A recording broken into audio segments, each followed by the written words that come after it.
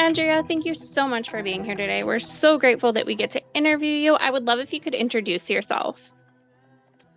Hi, Courtney. It's lovely to be here. So, I'm Andrea Putting. I am a speaker, an author, a publisher, and a social mission guide.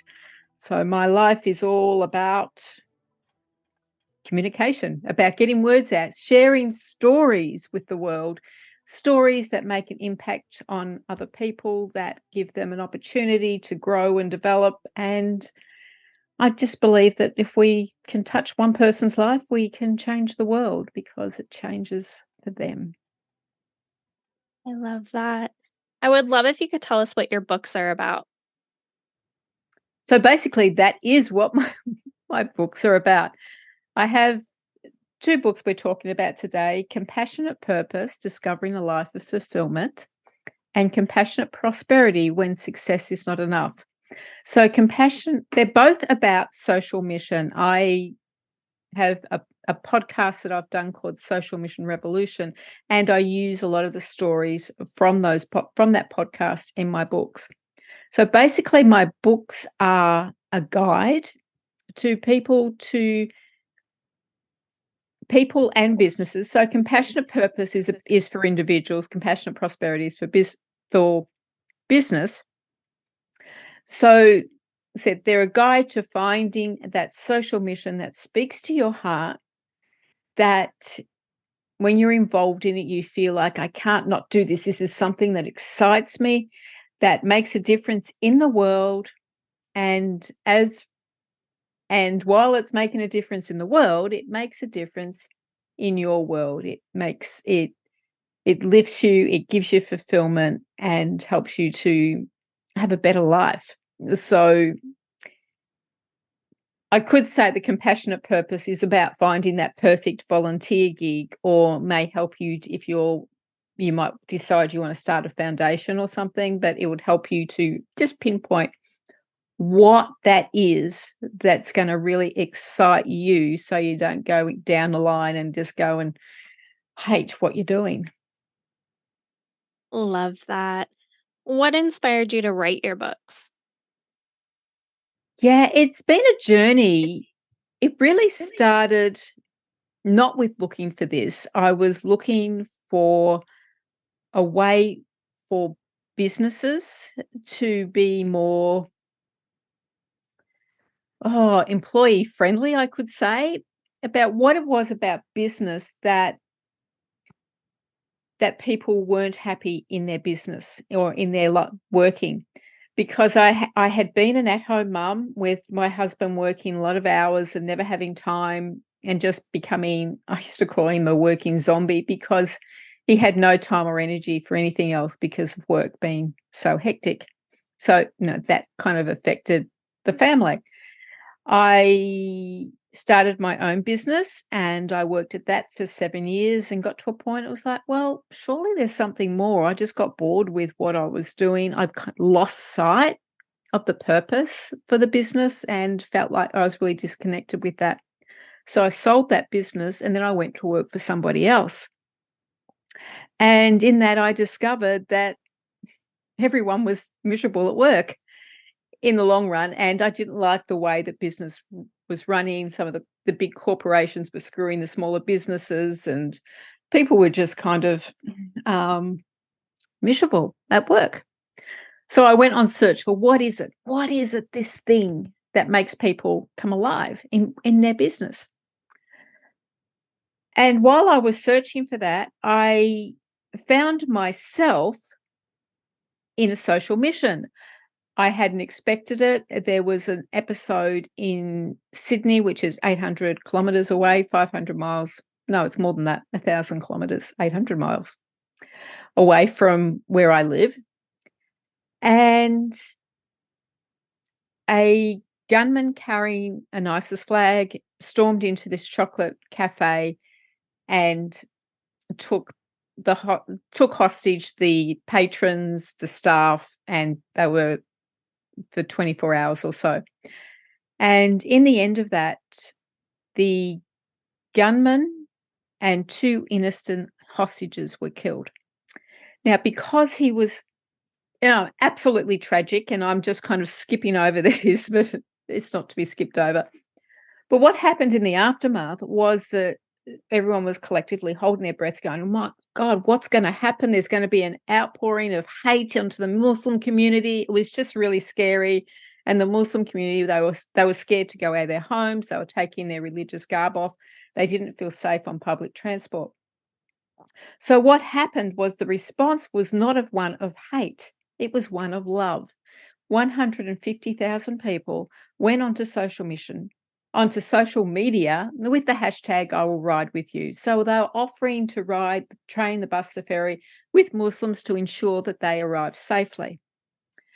So it was just this wonderful moment from something tragic that people were saying, well, hey, this is something more that we want in our life. We don't want hate, we want love and acceptance in our community. And so, that happened and just kind of passed by. And later on, about 10 months later, I just got, well, I said to my mum, when's chocolate and coffee day? And I have no idea, I've never heard of it.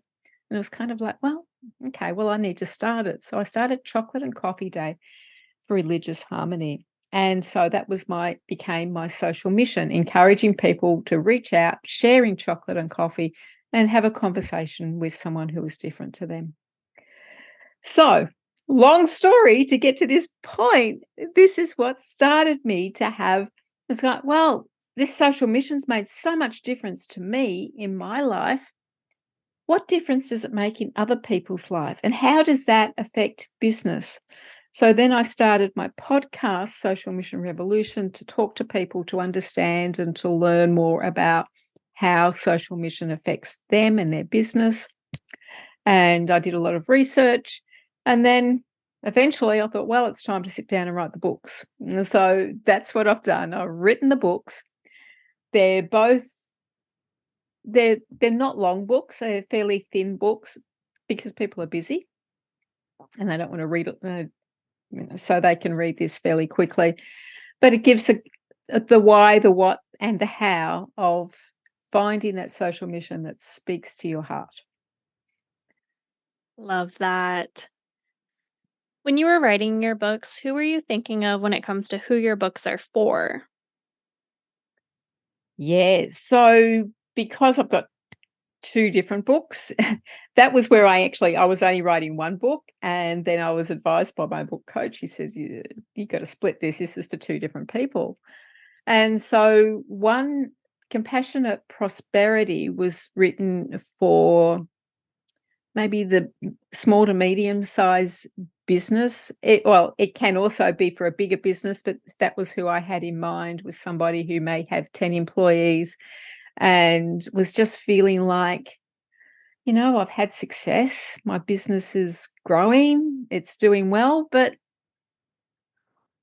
what else is there? Because it's like you lose your own passion.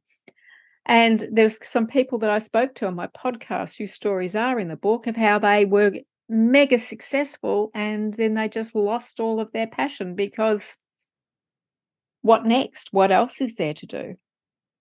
So it's written for that kind of, when you've got to this point of life and you've kind of achieved those goals. What else is there? Well, social mission is the answer for that. And for Compassionate Purpose, it's the market for that, who I guided that towards was basically people that I know personally. I mean, friends of mine who were kind of at that time of life. It's like, well, I've done a lot of things, but what else is there? How can I really find fulfillment in my life? And so different there's kind of a few different people that I have in mind to create kind of this one thing. It can be the millennials who go, there's more to life than business, because there is. What is there? There's others who have just been seeking and going from job to job and just not finding their own fulfillment. Well, it's not your job that has fulfillment. It's when you're helping someone else, when you're making that difference in someone's life. So even one of the great markets, I think, for this book is retirees, people going into retirement. It's like, well, what am I gonna do now? Because retirement without purpose is kind of dead, to be blunt. Love that. How long have you been writing and what made you really sit down and start? I started writing back in the dinosaur era of the internet, last century, because that was my first business. It was an online healing center, and that's when I really started to write. I never knew that I was a writer. I never had any inkling that I had any talent or skill in writing. But I started to write then. I started to write newsletters and articles, and I just flooded the internet at that time with these articles, and people were enjoying them, and I was hitting the spot with them. But I just put that aside a little bit for a while I was working for somebody else, and I would write stuff for them. But then eventually, when I was on my search, I met up with somebody else and we decided we'd write a book together. So we sat and wrote that. So I sat and wrote that in a few weeks. I just worked and worked and worked and just pulled all my stuff together and wrote this book. So it's just kind of been an evolution. And once I'd written the first book, it's kind of like, well, circumstances were that I haven't worked a lot with that book, but these ones is just kind of the evolution of step by step. Okay, I've got all this knowledge. I've learned all this stuff. I've got all these stories. It's time to share them with the world, and just sharing your words, your ideas with the world is very important to get that message out, to share them. And because I am a speaker as well, sharing my stories in print as well as on the stage is really something that is very valuable, because you've got something for people to take home and go, well, what I heard is really great. And because you don't necessarily remember everything when people are speaking, but if they've got a book as well, then it helps them to take that away and really get into the message. So, and that whole thing then led to me publishing because other people wanted to share their messages as well. Love that. What is your schedule like when you are writing a book? When I'm writing a book, I pretty much put aside everything else. It's very much a okay world. I'm not doing things. I have to tell everyone just to leave me alone for as much time as possible. I still have things that I have to do, like care for my grandchildren once a week. But then every other day, it's kind of I just clear my schedule, and I get up in the morning and I come and sit right where I am now, and I just start writing. I start allowing that flow to happen. And it sounds simple, and to a degree it is, but some days you just don't have that. You don't have it, and you just can't do it. So for me, it's taking that time leading up to it, finding my stories, working through the ideas. So then once I do sit down to write, I can just flow with it. However, I'm not one who can sit still for very long, so I'll be up and down all the time when I'm writing. I will stop in the mid sentence and get up and just walk around and then come back and finish the sentence. I think it's quite amusing when I really think about it. It's like mid sentence, really? But then I get the spark of what's next. What do I need to write next? So I just, as much as possible, I just keep on going. Love that. What do you need in your writing space to help you stay focused?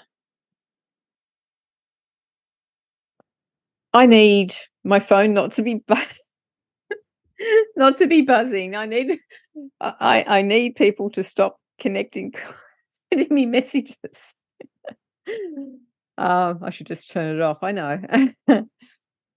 That's an important one, is finding that empty space and having things like meals, uh, meals organized. I don't necessarily have to have them cooked for me, because when I sit there, when I do start to cook, it's kind of a letting go and allowing myself to flow. But I have to have all of that stuff organized so that I'm not sitting here in the middle of the day thinking, oh, what am I going to cook for dinner tonight?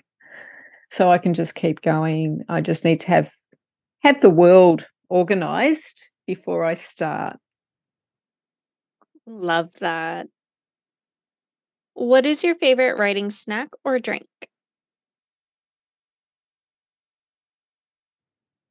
I do drink a lot of water when I'm writing. I should say chocolate and coffee because I do talk about chocolate and coffee all the time.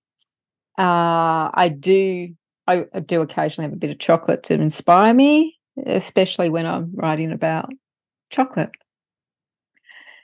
So snacks, I'm a big fruit person, so I'd be back and forwards with different fruit snacks all day. That just keeps me going, keeps my sugar levels up naturally, and I just try to keep as healthy as possible so my body isn't taking all of my brain energy. Love that. What type of books do you personally enjoy reading?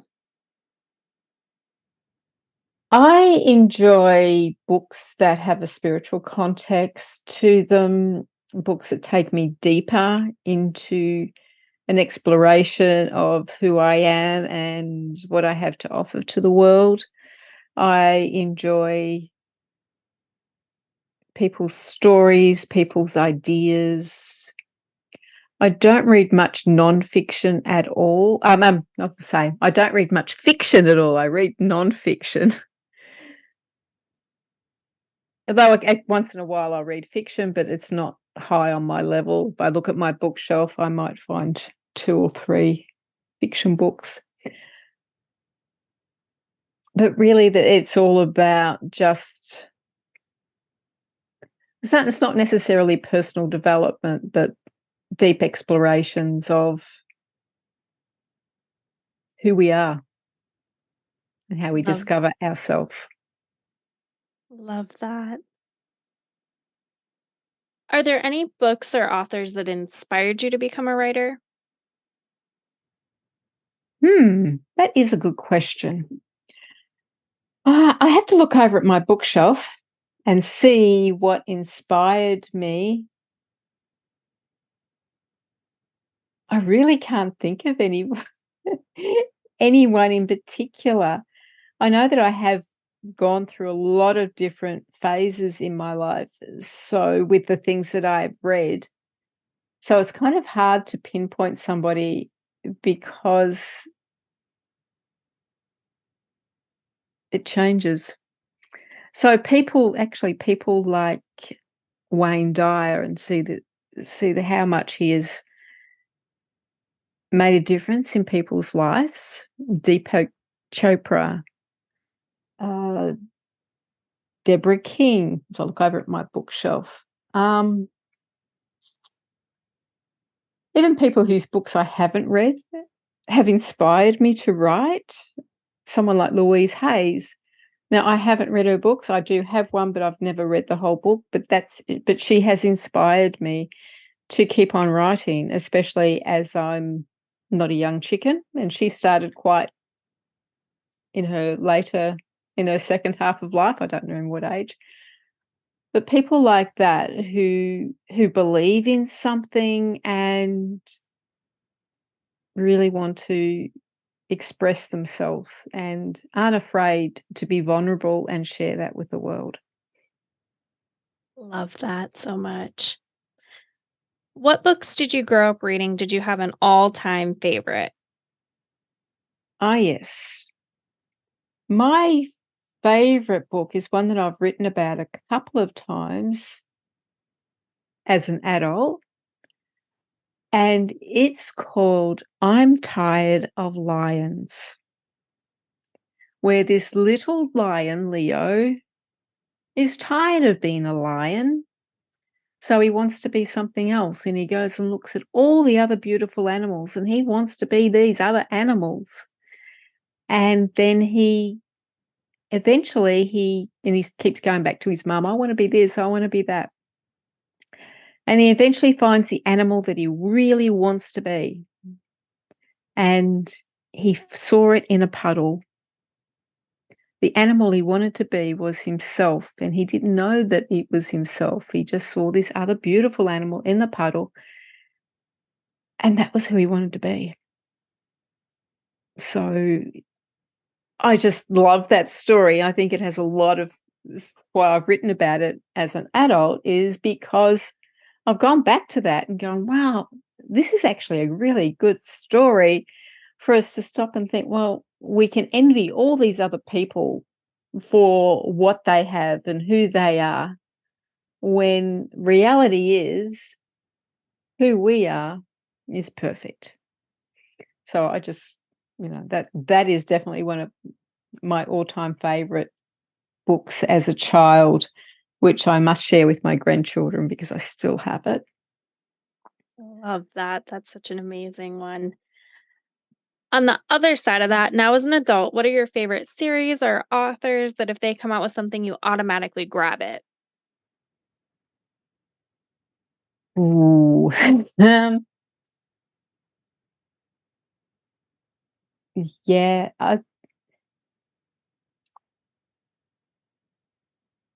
mm, sorry, I'm going a bit of a blank with this one because I don't necessarily grab anyone in particular's books. I have a variety of books that I go to. I will look at people's who's written books. Um, yeah, I don't necessarily go back to any one series. Hmm. Sorry, I've come up with a dud with that one. No problem. Well, since it's nonfiction, I can see is there a typical genre in nonfiction that you lean towards? Yeah, the particular genre that I read is kind of the mystical spiritual books. So I do have a lot of books that are from Joel Goldsmith, who is who has passed back I think in what was I was going to say the year that I was born. I think it was the year after. But I love his material. I love his books. I devour them. So he's not going to come up with any new books. But I do read books that are inspired by his work because they really inspire me. So he also does inspire me to write and keep going with a lot of the work that I do. Love that. What would you tell someone just starting out with reading again?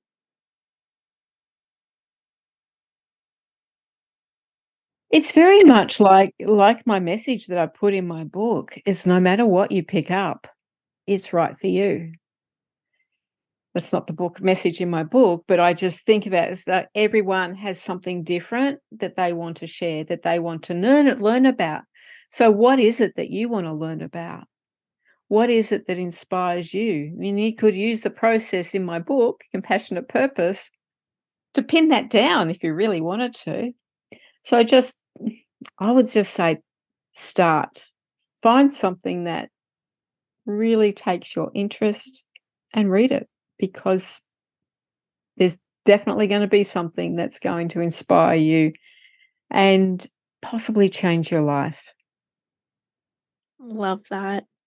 On the other side of that, what would you tell someone just starting to write their own book? I actually get this asked this question quite a bit because I am a publisher as well. So people say to me, "Well, how do I start writing my book?" And I liken it to a brick wall. So I say, just start writing.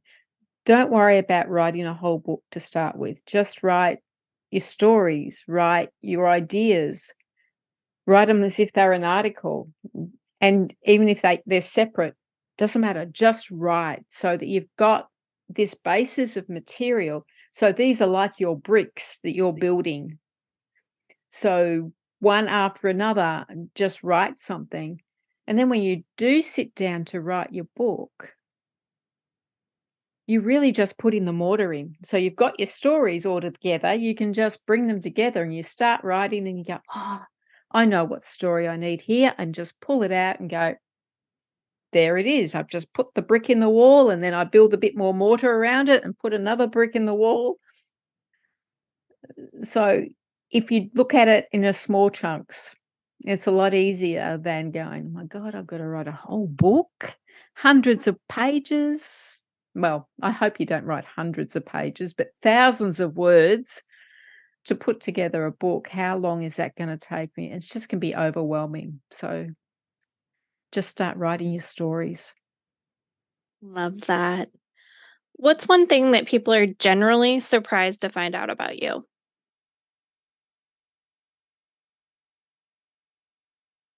I think they're surprised that I have so many different things that I do. It's not just one thing. I've never been doing just one thing. There's always 10. And I managed to do that somehow. Somehow. It's very difficult at times. But my commitment to making a difference, my commitment to my communities is very strong, and a lot of that surprises people when it's like I talk to people that I've known all my life, and I tell them that I'm an author, and they go, "What?" I have books. I speak on stage. Huh?